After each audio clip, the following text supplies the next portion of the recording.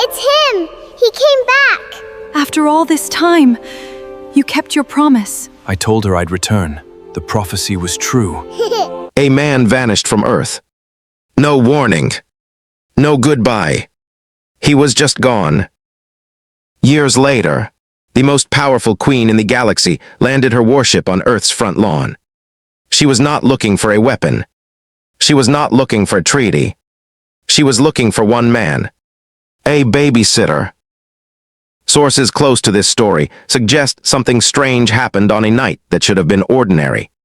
A young human named Ethan took a simple job. Watch a child for a few hours. Nothing more. But the child was not human. The child was royalty. And what happened that night changed the fate of an empire. Here are 3 things you need to know before we begin. First, Ethan disappeared without a trace, right after that night. Second, the Queen searched half the galaxy just to find him. Third, the reason she needed him will shock you, because it has nothing to do with power, and everything to do with something much rarer. Let me show you exactly how this happened. Ethan Cole was 24 years old. He lived in a small apartment in Ohio. He worked 2 jobs, one at a coffee shop, one doing late-night deliveries. He was tired most days, but he always smiled at strangers. That was just who he was. One evening, a knock came at his door. It was late, almost 10 at night. Ethan opened it, expecting a neighbor. Instead, he saw a tall woman standing in the hallway. She wore a long silver coat. Her eyes were a strange shade of violet. Her skin had a faint glow, like moonlight on water. "Are you Ethan Cole?" she asked. Her voice was calm, but firm. Ethan blinked. "Yes, who's asking?" The woman stepped inside without waiting for an invitation. She looked around his small apartment. Then she turned to him. "I need someone to watch my daughter tonight," she said. "Just for a few hours." Ethan laughed nervously. "Lady, I don't know you. I don't do babysitting." The woman didn't smile.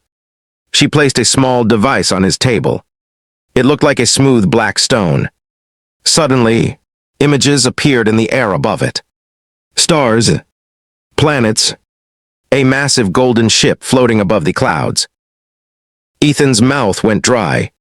"What is that?" "That is my ship," the woman said simply. "And I am not from Ohio. I am not even from this planet." Ethan sat down slowly. His legs felt weak. The woman continued. "My name is Selene. I am the ruler of the Vantrix Empire. My daughter's name is Arya. She is 6 years old. I need her protected tonight, and every guard I trust is busy with a crisis in my empire. I chose you." "Why me?" Ethan asked. His voice cracked. Selene studied him for a long moment. "Because you are kind. Because you help strangers. Because my scanners tell me you have never hurt another living thing, not even by accident. That is rare, Ethan. Rarer than you know." Before Ethan could respond, a small girl stepped out from behind Selene. She had the same violet eyes. She wore a simple blue dress, and she stared at Ethan with pure curiosity. "Hi," she said softly. "Are you going to play with me?" Ethan looked at the girl, then at Selene, then back at the girl again. Something in his chest softened. He didn't know why, but he nodded. "Yeah," he said. "I guess I am." Selene knelt down and kissed her daughter's forehead. "I will return in a few hours," she told her. Then she turned to Ethan. "Do not let her leave this apartment. Do not let anyone else near her. Do you understand?" Ethan nodded again, still stunned. Selene stood, walked to the door, and paused. "One more thing," she said. "Tell no one about tonight. Not your friends. Not your family. No one." Then she was gone, walking into the night as if she had never been there at all. Ethan turned to look at Arya. She was already sitting on his couch, swinging her small legs, looking at his apartment like it was the most interesting place in the universe. So Ethan said, trying to sound calm, "You want a snack?" Arya giggled. "What's a snack?" Ethan raised an eyebrow. This was going to be a strange night. He walked to his kitchen, grabbed some crackers, and handed them to her. She sniffed them first, then took a tiny bite. Her eyes lit up.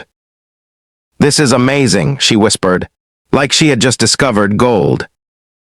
Ethan smiled despite himself. Maybe this wouldn't be so bad. But little did he know, this night would change everything. Not just for him, but for an empire spread across 100,000 stars. The hours passed slowly at first. Ethan taught Arya how to play simple card games. She learned fast, faster than any child he had ever met. She asked questions about everything. Why the sky was blue. Why humans slept at night. Why cats made a purring sound. Ethan answered as best he could. He found himself enjoying her company. She had a bright laugh, and she trusted him completely, like he was an old friend.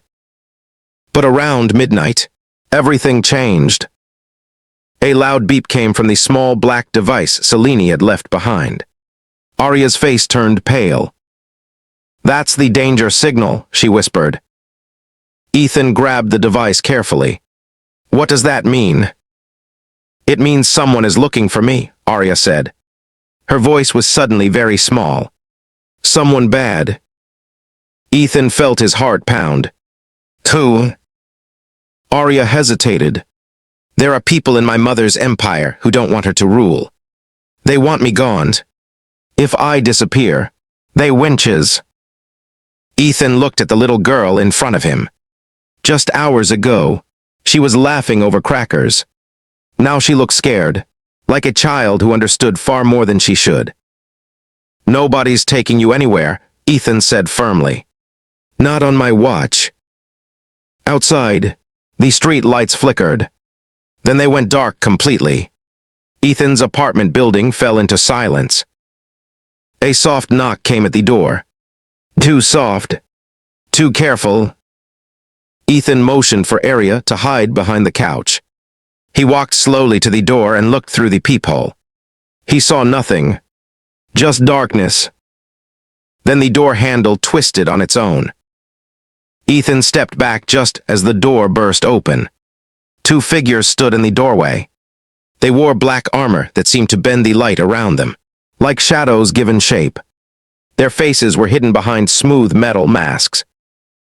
"Where is the child?" one of them said, in a voice that sounded like static. Ethan stood his ground, even though his knees were shaking. "There's no kid here." "Wrong apartment." The second figure raised a strange weapon, aimed directly at Ethan's chest. Suddenly, a bright light flashed through the room. Arya had jumped out from behind the couch, holding the black device above her head. It glowed intensely, and a wave of energy pushed both figures backward, out into the hallway. "Run," Arya shouted. Ethan grabbed her hand without thinking twice. They sprinted through his apartment, out the back door, and into the cold night air. Behind them, the two figures recovered quickly and gave chase. Ethan's mind raced. He wasn't a fighter. He wasn't a soldier. He was a coffee shop worker who delivered packages at night. But right now, he was the only thing standing between this child and whoever wanted to hurt her. They ducked into an alley. Ethan pressed his back against the cold brick wall, holding Arya close. "They're not going to stop," Arya whispered, tears in her eyes. "They never stop." Ethan looked down at her. He thought about his own life. Quiet, simple, unnoticed. He never thought he'd be running through an alley, protecting an alien princess from armored assassins. But here he was. "Listen to me," he said gently. "I don't know much about your world. But I know this. I'm not letting them touch you. Understand? Arya nodded, wiping her eyes. Footsteps echoed from the street. The figures were close. Ethan looked around desperately. There was an old delivery van parked nearby, one he recognized from his night job. The keys were still in his pocket from his shift earlier. "Get in," he said, pulling Arya toward the van. As they climbed inside, the two armored figures turned the corner, weapons raised. Ethan slammed the door shut and started the engine, praying it would start on the first try. It did. The van screeched down the street. Ethan gripped the wheel tightly, his hands trembling. In the side mirror, he saw the two armored figures chasing on foot, moving faster than any human should be able to move. "They're gaining," Arya shouted, looking back through the rear window. Ethan pressed the pedal harder. The van roared through empty streets, past closed shops and sleeping houses. He had no plan. He only had instinct. Suddenly, one of the figures leaped onto the roof of the van. Metal fingers dug into the surface with a screech. Arya screamed. Ethan swerved sharply, trying to shake the attacker off. The van jerked violently, tires screaming against asphalt. The figure lost its grip and rolled off into the street behind them. But the second figure was still chasing, and it was catching up fast. Ethan turned onto a bridge, hoping for an open road ahead. Instead, he saw flashing lights. A police car was blocking part of the road, likely responding to the earlier chaos.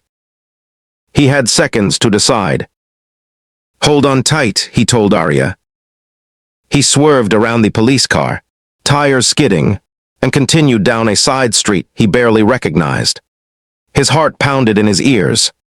He didn't know where he was going. He just knew he couldn't stop. Arya clutched the black device tightly, her small hands shaking. "My mother should be back soon," she said, more to herself than to Ethan. She promised. Ethan glanced at her in the rearview mirror. "She's coming. Just hang on." As if summoned by her words, a bright light suddenly filled the sky above them. Ethan slowed the van, staring upward in disbelief. A massive golden ship descended from the clouds, silent as snowfall. It hovered just above the street, and a beam of light shot down, surrounding the van in a soft glow. The remaining armored figure froze in place, clearly recognizing the ship. It turned and fled into the shadows. The van lifted gently off the ground, pulled upward by the beam of light. Ethan gripped the wheel, his knuckles white, as the world outside grew smaller and smaller. Moments later, the van landed softly inside a massive chamber aboard the ship. The doors of the van opened on their own, and Selene stood there, her face a mixture of relief and fury. "Arya," she cried, rushing forward and pulling her daughter into her arms. Arya hugged her tightly. "Ethan saved me. Mom, he didn't run. He protected me the whole time." Selene looked up at Ethan, who was still sitting in the driver's seat, completely stunned by everything happening around him. "You risked your life for my daughter," Selene said slowly. "A stranger. A human. Why?" Ethan stepped out of the van, his legs still shaking. "Because she's just a kid," he said simply. "And nobody deserves to be hunted like that. Not a kid." Selene stared at him for a long moment, as if seeing him clearly for the first time. "You have no idea what you've done," she said quietly. Ethan frowned. "What do you mean?" Before Selene could answer, alarms blared throughout the ship. Red lights flashed along the walls. "They found us," one of her guards shouted, rushing into the room. "The rebellion has tracked the ship's location." Selene's expression hardened instantly. She turned to Ethan. "There's no time to explain everything," she said. "But I need to ask you something important, and I need an honest answer." Ethan swallowed hard. "What is it?" Selene looked deeply into his eyes. Will you help us stop this war before it destroys everything? Ethan stood frozen, staring at Selene. Me? I'm not a soldier. I'm not even from this place. I don't know anything about your empire, or your war, or any of this. Selene placed a hand on his shoulder. That's exactly why I need you, she said. You have something my warriors don't have. You protected my daughter without knowing who she was, without expecting a reward. That kind of heart cannot be trained. It cannot be bought. Arya tugged at her mother's sleeve. Please, Mom, let him help. He's a hero. Selene sighed, then nodded slowly. There is an ancient tradition in our empire, she explained. The trial of the Guardian. Long ago, before wars and politics divided our people, leaders were chosen not by bloodline, but by proof of pure intention. Someone who protects the weak, expecting nothing in return, is seen as worthy of great trust. Ethan blinked. So what does that mean for me? It means, Selene said carefully, the rebellion cannot claim the throne is corrupt if a stranger, with no political ties, stands beside me and confirms my daughter's safety and my intentions are pure. Your testimony, as an outsider, could shift the entire council's decision. Ethan rubbed his face. This is insane. Yesterday, I was making coffee for tired truck drivers. Selene almost smiled. The universe often chooses strange moments for its heroes. Before Ethan could respond, the ship shook violently. Explosions echoed from somewhere below. They're attacking the outer hull, guards shouted. Selene grabbed Ethan's arm. Come. We don't have much time. They rushed through metallic corridors, guards moving in formation around them. Arya stayed close to Ethan's side, gripping his hand tightly. They reached a large chamber with a massive window overlooking space. Several enemy ships surrounded them, firing warning shots. A voice crackled over the ship's speakers. It was cold, menacing. Selene, the voice said, hand over the child, and step down from the throne. This is your only warning. Selene stepped forward, her expression fierce. You would threaten a child to gain power. You have already lost. Ganther, history will remember you as a coward. The voice laughed coldly. History is written by the victors. Selene. Ethan watched the exchange, his heart pounding. He looked at Arya, who was trembling despite trying to look brave. Something inside Ethan shifted. He stepped forward, standing beside Selene.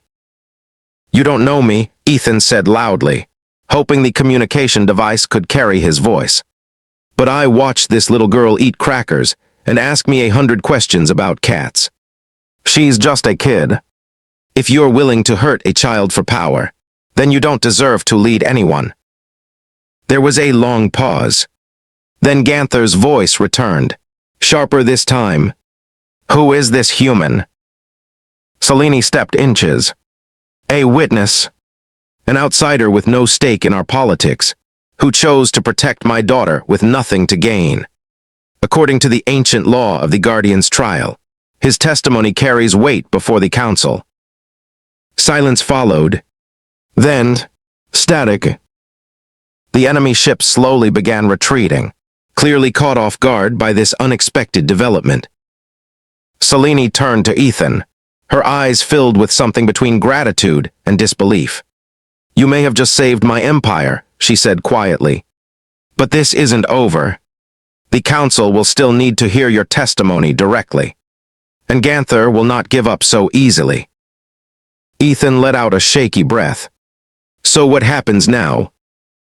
Selene looked toward the stars outside the window. Now, she said, we prepare for the trial that will decide the fate of an empire. And you, Ethan Cole, will stand at its center. 3 days passed aboard the ship. Ethan barely slept, his mind spinning with everything happening around him. Arya stayed close to him most days, teaching him small phrases in her language, laughing whenever he pronounced them wrong.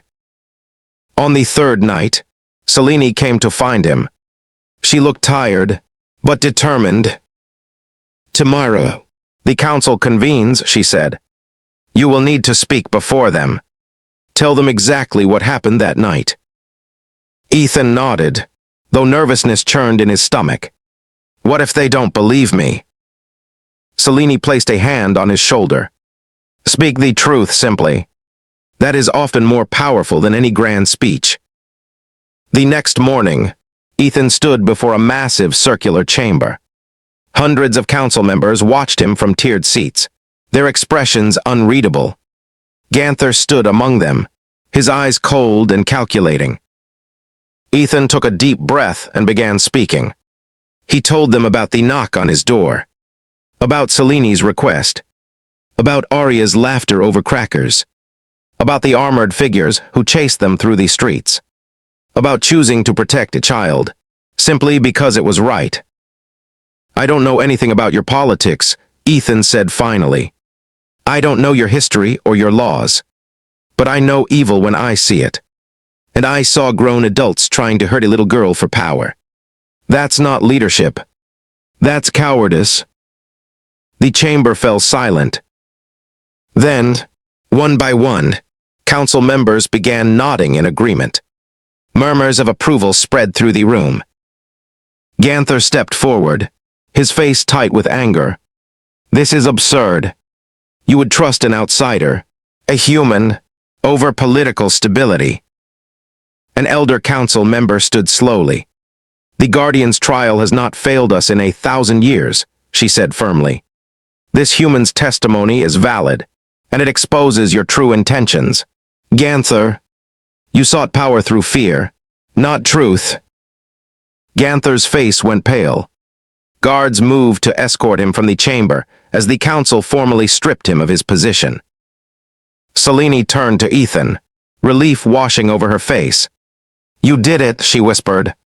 "You saved my daughter, and now you've saved my empire." Arya ran up and hugged Ethan tightly. "I told you he was a hero," she said proudly to her mother. Ethan smiled, finally allowing himself to relax. "I'm just a guy who watched a kid for one night," he said. Selene shook her head. "You are far more than that. Ethan Cole. You are the reason peace remains in this empire." Weeks later, Ethan returned to Earth, though not the same man who had left. Selene ensured he was returned safely, along with a quiet gift, enough resources to change his life, though he never spoke publicly about where they came from. He kept working at his coffee shop for a while, mostly because he liked the familiar routine. But sometimes, late at night, he would look up at the stars, wondering if Arya was watching them too, from somewhere far away. One night, a soft knock came at his door again. He opened it, half expecting silence. Instead, Arya stood there, a little taller than before, smiling brightly. "Hi," she said. "Want to play cards?" Ethan laughed, stepping aside to let her inches. Some doors, once opened, never fully close again. Here's the twist few expected. Ethan wasn't chosen because he was strong, smart, or powerful. He was chosen because he was ordinary, in the best possible way. Kind, without reason. Brave, without training. Sources close to ancient Vantrix's law suggest the Empire's greatest leaders were often outsiders, people who protected others simply because it felt right. This story teaches something timeless. Power doesn't make heroes. Choices do. A single kind act, one night of protecting a stranger's child, changed the course of an entire empire. Ethan never asked to be part of something bigger. But when the moment came, he chose kindness over fear.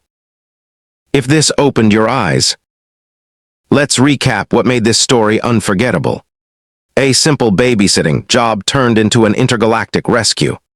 A stranger's kindness became the deciding factor in a political trial. And an empire's fate rested not on power, but on pure intention. If you enjoyed this journey, hit subscribe so you never miss the next HFY story. Drop a like if Ethan's choice to stand his ground gave you chills. For those who want more stories like this, check out our related video, The Farmer Who Refused an Empire's Crown, linked right here. Now I want to hear from you. If you were in Ethan's shoes, protecting a child you just met, would you have run, or would you have stayed and fought? Drop your answer below. Let's talk about it.